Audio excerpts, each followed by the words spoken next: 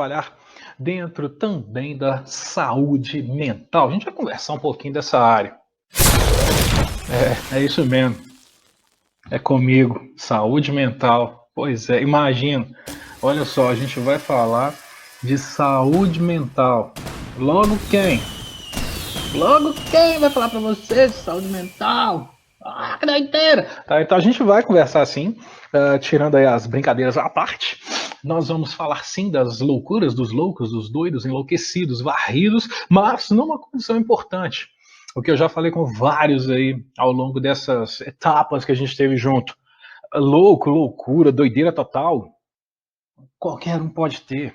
Tá? Vocês estão me vendo, eu não sou normal, tá? Mas a condição na qual a gente vai trabalhar, a condição na qual a gente vai conversando aí ao longo das aulas, principalmente tendo como a condição, claro, de exemplos do dia a dia, do que a gente faz. Tá igual esse cara aí, esse exemplo que eu tô dando, essa fotinha, esse é Salvador Dalí.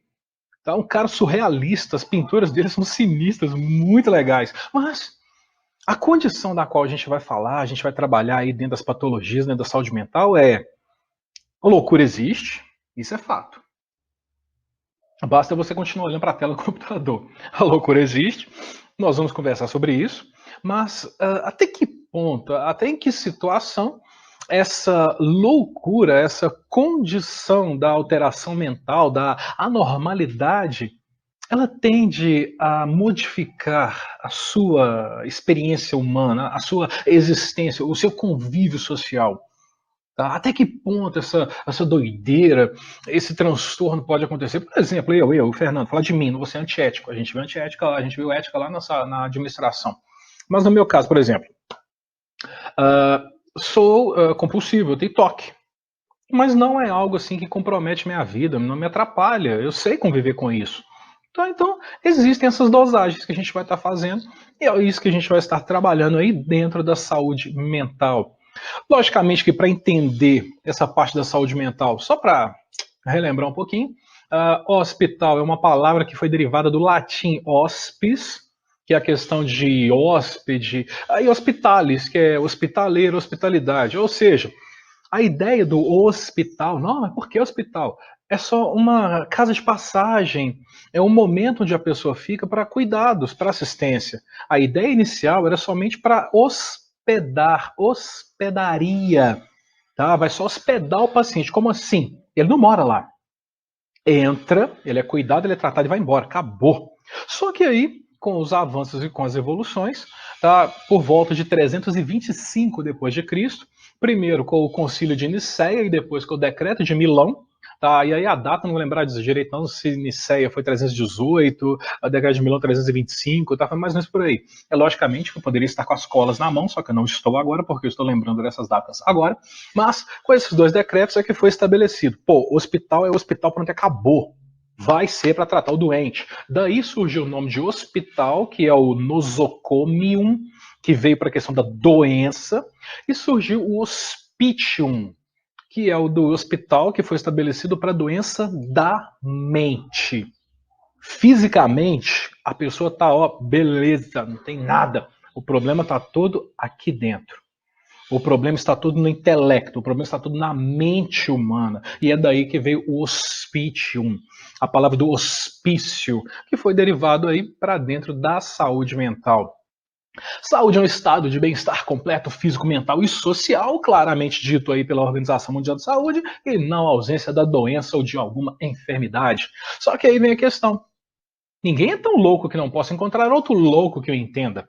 Ou, dá para ser saudável na atualidade? Dá para você ser saudável no dia a dia? Então, querendo ou não, por mais que você fale, não, tô lá, tô bem, tô tranquilo, completo, total, 100%, físico, mental, social. Isso é doideira, isso é loucura. A própria loucura já está impermeada na tradução desse significado da OMS. Então, é o que a gente vai trabalhar na saúde mental. Saúde mental vai trabalhar com o equilíbrio das emoções internas junto com a área externa, tá? Aquilo que a gente tem por dentro com aquilo que acontece, e administrar a própria vida, dentro de um aspecto amplo de variações, só que sem perder ali a realidade, sem perder o dia a dia. O sujeito dentro da saúde mental, tá? Ele vai viver sem perder a noção de tempo e espaço, vai ficar de boa, tranquilo, vai viver sua plenitude, respeitando o outro, tá? Respeitando aquilo que pode, aquilo que não pode. E dentro da saúde mental tem a psiquiatria, que vai estudar e vai tratar as doenças mentais, ou seja, vai conhecer um pouco mais sobre essa área das alterações mentais e buscar um tratamento. Quando a gente fala da psiquiatria, normalmente a gente trabalha com o tratamento medicamentoso, porque existe um campo fora da medicina, que é a psicologia, que vai estudar também, mas ela vai trabalhar inicialmente com uma terapia não medicamentosa. Como assim? A psicologia é que vai trabalhar com diálogo, com o entendimento, com as terapias, grupos, reuniões de pessoas, tá? Momentos de tarefas, afazeres. Quando vai para a psiquiatria, podem ter essas funções, mas ainda existe medicação sendo administrada para os controles, para os transtornos que vão acontecer. O objetivo da psiquiatria é prevenir, diagnosticar e tratar, e, logicamente, reabilitar a pessoa no que diz respeito aos distúrbios da mente. O alemão Emil Kraepelin foi mencionado aí como o papai da psiquiatria e trouxe para dentro da medicina, é o que eu falei. A psiquiatria na medicina, a psicologia um campo à parte, que não é da medicina. A partir das contribuições é que a psiquiatria começou a trabalhar com alguns aspectos psicológicos e sociais para tratar também o paciente.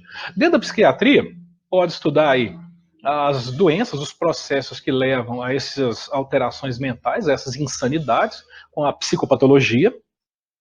Vai trabalhar com os medicamentos para tratar dos transtornos, sejam eles emocionais, comportamentais, cognitivos, que vem da psicofarmacologia, e o estudo esquemático da sexualidade humana para a sexologia. Sexo. A gente vai falar de sexo também, principalmente por causa de alguns distúrbios que têm uma associação muito grande com a sexualidade humana. Então a gente vai falar sobre isso que é importante. Essa disciplina, a psiquiatria, tem estudado os transtornos mentais, sejam eles inconscientes, superficiais, voltados para o nosso dia a dia, e vão expor que a atividade mental pode variar aí conforme o ambiente, conforme o local que a pessoa está inserida. Eu gostaria de tê-lo, mas a coronagem total, o coroninha avacaiou geral. Mas, Coringa, se você tiver chance de ver esse filme, assista, não perca. Mas não assista aqui assim, nossa, meu Deus, o Coringa, ai meu Deus. Respira, senta e vai assistir. E entenda o que o contexto social, o que a condição social pode fazer com a condição mental. Compreenda as bases do desenvolvimento, da estrutura da loucura para o dia a dia. Não estou falando que todo mundo que é louco é por causa da sociedade.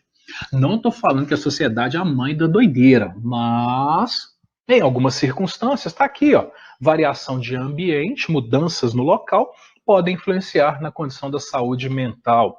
Cultura, cidadania também. Mais tarde, na sala de justiça.